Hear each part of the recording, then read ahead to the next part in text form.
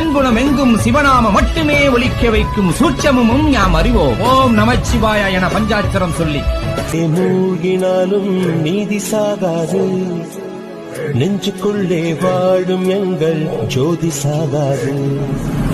நீதிக்குள்ளே மூழ்கினாலும் நீதி சாகாது,